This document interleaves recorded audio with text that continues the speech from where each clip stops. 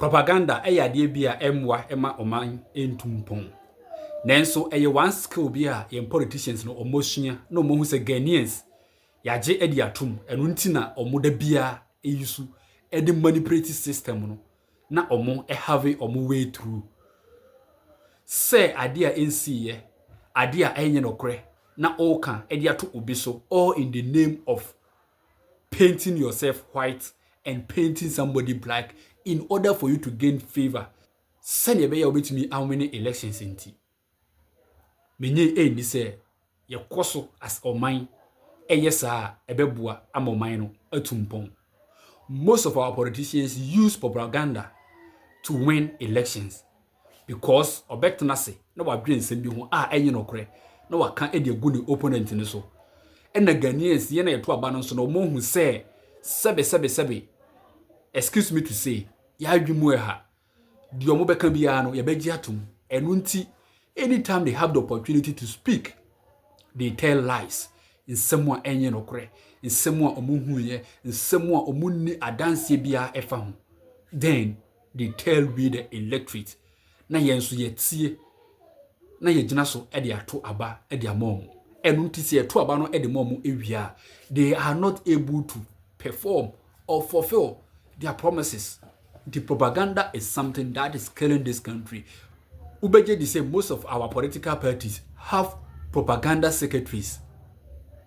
Nanka propaganda make us say sebe emwa ema oman entumpon no political parties no eheda ezim krofo edisi ho say moko TV stations so a moko radio stations so a nsem bia sebe enye nokore no monka na mofongu aban no ho fi ana opposition no ho fi. Now Ghana for yentie na yenjina so ento aba emma one political party bi ana asem bia eye nokore a ye kan ede afa one political party bi ho na obi hu na nkrofo defend divert attentions sene be ya manfo no adwen enko so ana omuntie nokore na sebe other political party no kan no they use ways and means to divert attention na omo twa just because they want us to buy into those lies sene be yebeto aba ediama omo e will see who the kind of politicians we are dealing with in the country Ghana.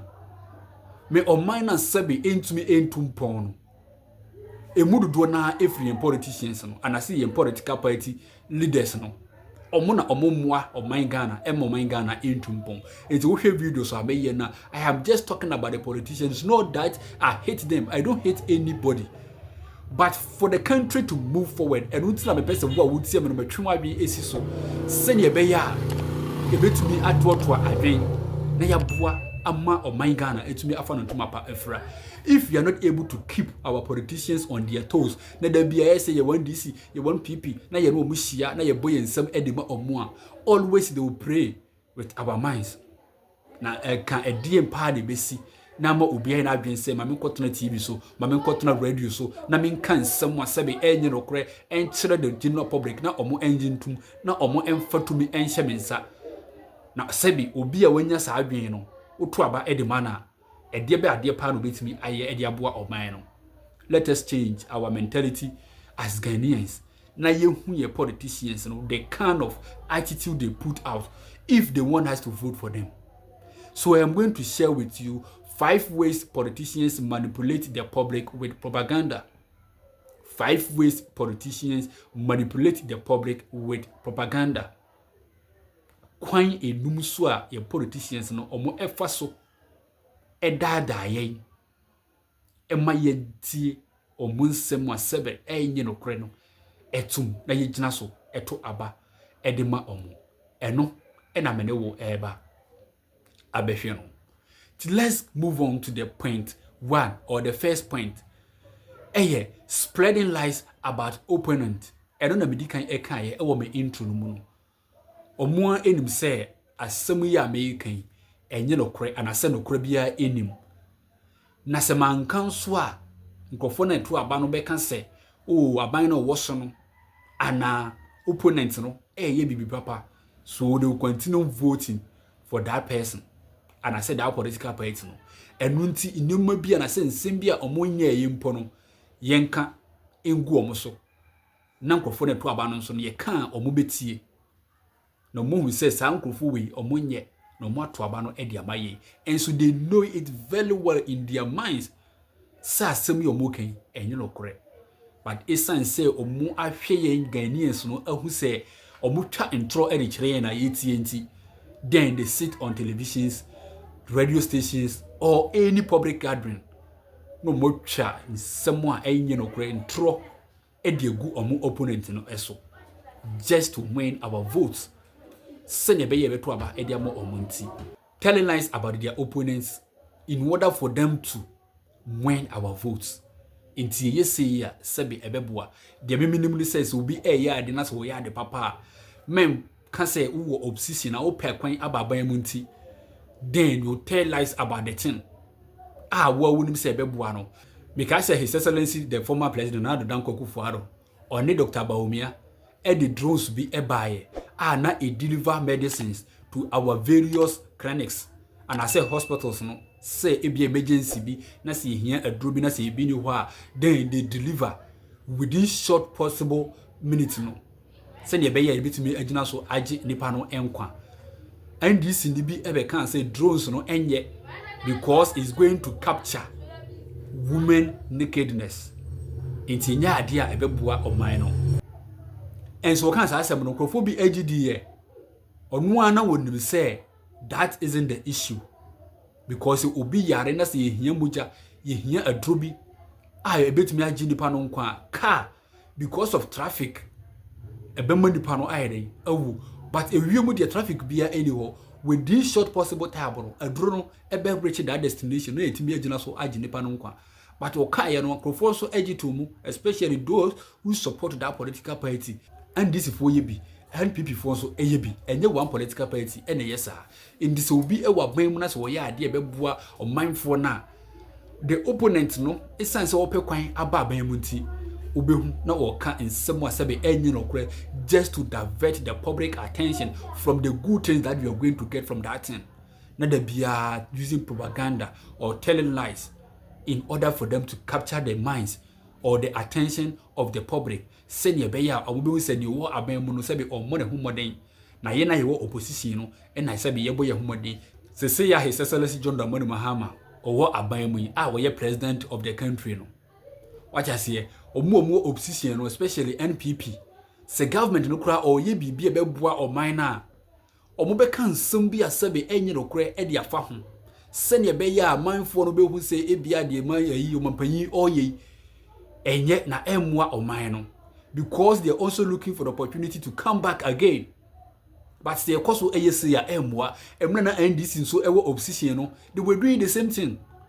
Adimpa ebeboa oman no they rubbish it because a former vice president Dr. Alhaji Mahmoud Bawumia oko airport say na okokubie e-gate bi ano na say na the spectacle na ohye no intumi emma machine no enscanne nani enu ntina na adwen emma so emade no delay kakra no mampanyi oteso sesi ye ekogina simpie so ekan ye say Bawumia e-gate no afeli no what you say ade ye nyina ye nim se eye ebeboa oman no nkrofo bebre a sebe omotu kwan na nsen ebo saa ade no abaso say nipa oyeye no omo saa nipa no abaso say it's very good and is speeding up things ewo airport ho but esan say ye dey begin political gains inti na omo eka e de gu aban no ho fi say e-gate no kura enye ene sika ye di see airport no ye hwe de akoye e-gate kura as dosu bebre enso ebia behind the scenes no omo nim say de omo ka no kura ebia entisa enye no kure net sampa sebe se enye kura bibimpo ewo mu a eye no they will never talk about it but the negative side no enomo bekasa e dia fa ho it is a wo hwe our opposition parties na always whatever the incumbent government is doing na eyimpo they will never praise him but the enye no eho na omo highlight just to score political points ye say as omanya ebeboye na the oya no let's praise the person the oya enye no let's keep them on their toes send ye beya omo beye de ye na aboa oman Ghana ama oman so afa ne mpumapa afra and that is one thing they spread lies about opponents and two making fake promises to win power. Our politicians no edum na bi na so mo ba political campaign na so mo kan sim bia omo enim say asem ya me kan die me ba kura me nye. And so in order for them to gain favor ubehu na omo kasa nsem no fake promises na omo kan chele ye na yeto aba edima omo no edi se omo ba omo moso biem omo kasa emfa sa ade no hu biem na omo de akogu baabi enti se du fana ye na ubehu na omo ahya ase na omo ye nkakra ebedu abato bre ebia dipa no obeluso esanse oammo na humode fie miensan atwa mu kono nti no na sa project no ye jai edi egu ho NPP for NDC for enti fake promises emwa omai enso eno na omo eka ede kire yen enti omo nsem na omo kan se da bia omo bana se omutumi edi so ankoman ga na nka menyi ni se wa hoyehia mu nenso most of their promises na eno omo ba omo entumi enkipi eno ti da bia promises nko obeba this year no abema promise next 4 years obeba no say can the same thing. So wanya kwan ama aban mu mpodi a obefa no say wanya kwan ama na de obenya kwan aba na eno so promises na ono ankasa emaye no wankọ honkra no sa nkrofo no na osansa nko mo ba bie mu a etumi ebisa omo say wo ba halas 4 years no be kan say ho asem akosi say usan ama promises bie mu no. If we are able to do that, and come more baby na, they will think twice about what they are going to say. Because fake promises no ados no sooner or more na so omo ya omo benye to minti the bia omo bekoso ayesa. Let us try and keep our politicians on their toes for them to do the right thing for life as citizens. Let's move on by looking at the third point. The third point that I'm going to talk about is using tribal and religious divisions. Tribalism ade a emwa oman kanko esan say admin say tribe bi also ewo mfaso esen other tribe de bia edintokwaba ena ntokwa nso delay development in every country. Yehwe amana amanya ntokwa asisi so na omu development delay a lot.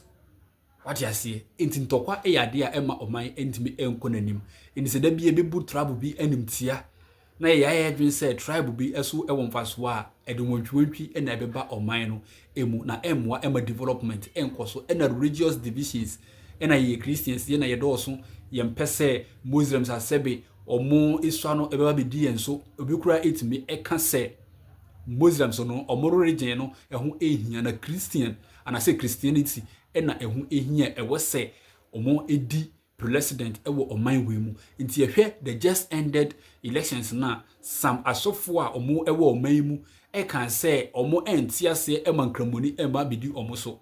They were saying certain things ye na yehunu say emwa even if you have that idea you have to keep it in your mind. Na so beba public na be kan sa asembo die emwa ema oman enkoso edi say nipa no wonya kwan ebaya anka wo edie na anka wo beye. Edi sometimes utterances bia yenso ye make no emwa ema oman no enkoso. And tribalism any religious divisions some yesremni awasame tumaba ema obi a yesremni me yankramoni awasame tumaba ema obi a yankramoni me ye Christian awasame tumaba ema obi a ye Christoni ye beka we munyina without assessing the capability of the person na ye kana ho asem no sebe so ye Christian na se ye hwe na obi a ye Muslim no or without potential no say obetimi perform well adent na ye de tribalism and say religious affiliation e condemn say nipa no. Sabi obi eye Christian na enkyere se wo wiase nyansa a odebebu oman obi eye Muslim na enkyere se wo wiase nyansa odebebu oman. Sometimes let's look at the personalities and the potentials, the capabilities of the person na nyina so yento aba na ye ka se wo ye Muslim ti ye beto aba ye gramofo ye beto aba de ama no wo ye Christian enu nti ye na ye Christopher no ento aba emfa na sometimes ye yesa ye nya political leaders are omoye competent na ombeboa oman amoman akonanim obi ye Muslim na se we capable say ohodu position bia why not giving the position to him. Obi ye Christian na se we capable say obi hodu position bia adint na yemfa ema no ana se obi ye seremoni na se we capable say obi hodu position bia adint na yehwe na ye kan say dipa no ye seremoni ti ema yemfa ema no ana se obi eye Saudina ye be kan say we de ofisafo nti yemfa position no ema no. The Jewish gender, religion, tribe, should not play a role in our politics. Send ye be ya, ye benye leaders asebe, omo eye capable, omo eye competent, na omo di enim, na omo to me a movie or minor forward. Into using tribe and as a religion against political party, you know, and no emwa emo minor enkoso. And sometimes our politicians they do that.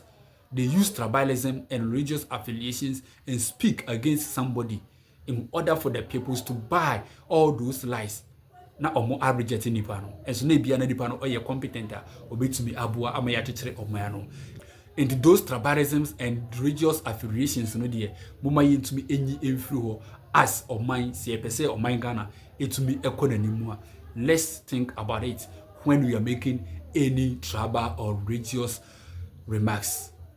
Let's move on by looking at the fourth point. And the fourth point that I'm going to talk about is controlling the media to shape public opinion. Side way idea AD or Marinyapa, but as say yempan you for they are not talking about it, and it's not helping the country. Obviously, some of the political party leaders and I say politicians, you know, or more channels. For example, we hear to me TV, and I say TV XYZ, just to mention the few.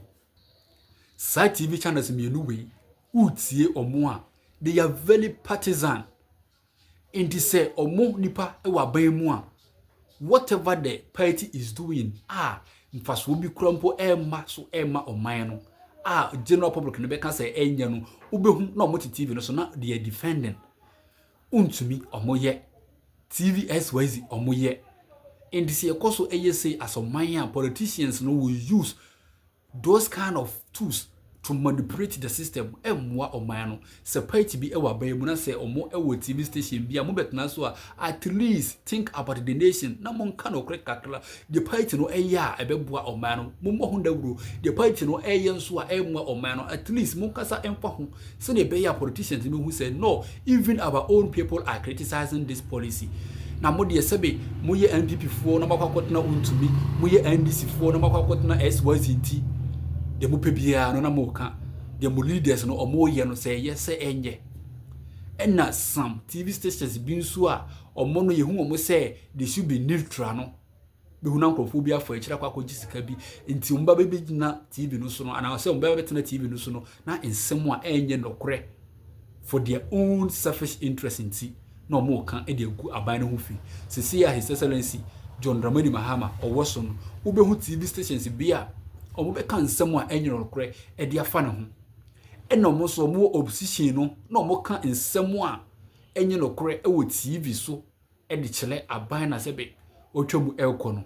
All these things are not helping the country. What I say, let's use our mentality to build the nation, but we are not supposed to use our minds to destroy this country. Say my ban e wo hodia, I will praise them. Whatever they are doing, say good, and I say bad. Vice versa. NDC here, NPP here.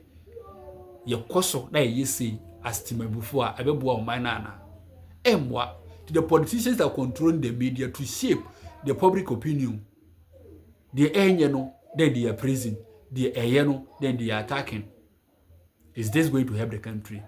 Emwa timoma yentu ya hofu. Na se we NDC no kwotana NDC channel so a ka de nokre we NPP na se kwotana NPP channel so a ka de nokre na sei ene beboa ama yetumi achechire oman Ghana. Yehwe the final point. The final point is distracting citizens from real issues. In Zambia air course woman mu a the whole country no ye kasa afa ho se enye no ubehu aban na wote so no opese o divert attention ti no mo ahyeda aye bibi e de ababebom just for the public to divert their attention e wo nima bi a omoyi asebe enkoyie a omemu no nyina e kasa fa ho no then ubehu na political party members no omodi bibi ababebom just to divert attention. To politicians, they've learned a lot of tactics. Omodi manipulative system say the be obeko so atuna ban mu na sebe mo bana se mo ya de papa hwan e na obebo mpa ye se mo be fura ban mu na chese mo manipulate the system for your own good. Enunti da bia they use some ways and means to distract the citizens from the real issues. nneɛma a ɛwɔ sɛ ɔmotumi tackle anase ɔmoadwen etumi ɛkɔ anase ɔmoayɛ a ɛnkɔ yi a mamu no nyinaa yɛkasa fa ho no na ɔmode bibi foforo aba bɛbom. That is the bia they are diverting the attentions of the citizens. Propaganda na America no ebi no. It's if our politicians are going to continue on this tangent, a burden of mine atumpon. And sometimes siena yeti o mamu so no, se politicians no ka nsem bia. Sabi ya wadwen ye ne nyansa. Moma yenso ye ndwen ho ansana ya take size. Let's look at the final point. The final point that I'm going to talk about is distracting citizens from the real issues. On says nsem bi esisi e wo man we mu. Na se the general public no kasa kire omadwen e de afa ho a ebia na enye asem a beboa oman no into obia be condemn. In this political party no wa ban mu no, instead of taking the criticism na wo hia bribi afrim se ne be ya mre nanim no, omo be avoid those kind of mistakes no. They try say they divert the attention of the citizens. No money be foforo aba bebum. And na Ghana hanso de mahu say asem bi esia within the week or two no. Kofo be kasa fa ho be ye dede wo ho pa. Nenso acha na wotwe mienu. Na ye jai e de akwa kogu baabi. Ye nka ho asem bi. And the politicians no so mu ye ade bi na se enye na se Ghanaians ye kasa e de afa ho a they try their possible best to divert the attention of the people. Omo kasa edi afa ho no omo de bibi fufuro aba bebum asi yekoso na ye yesi ya ebeboa na instead of them to take the criticisms na omo sua bribi afrimu se ne be ya omo repeat those kind of mistakes then they try diverting the attention of the people by doing different things eno so no quote and unquote nyansa bia ensheda enim but say our politicians are going to sit down and think twice before taking certain decisions. It's not about buying vote. It's not about manipulating the system. They will always win the elections. But because ankasa inum say they are not performing, and with Debia, they use ways and means to win our vote and also divert public attention on the rare issues I was say omutumi tackle hwe galamsey na omamu nyina kan say ese yensuo eno nti e wo say aban no otiso no otumi eye biribi efa ho se ne be ya yensuo na ase no ebeye yie no ubehu ta mo galamsey asem ye be pagya no na asem foforo ababebum na ye jai e de agu ho. It way one example I may set. Me can see an inch, let's say meta NDC 480 and I say meta MPP 40. I am speaking as a Ghanaian. As someone making NDC 4 AB, MPP 4 AB, they are all the same. We be general no country say politicians, we have different politicians. A bit me I no correct, but about 80% of them are the same.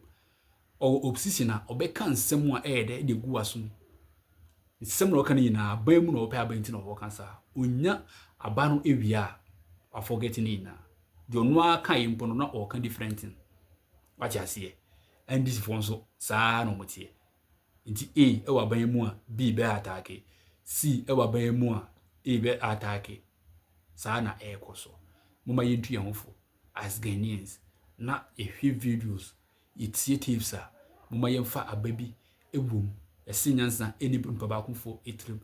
The memete ha making. Ebia na won so betimi a share opinion ebromidie so enso se ye tirim na se yentimi ankasa yentimi amboa ama ya mfa ntechire ye man na o man no bekoso akonachi mama na wase na memfa wo ensi ha besro so be subscribe to this channel o be like na wa comment na wa share video so ama foforo enya bi abe yankopon hira se watie me de wo be share bi makra bye bye.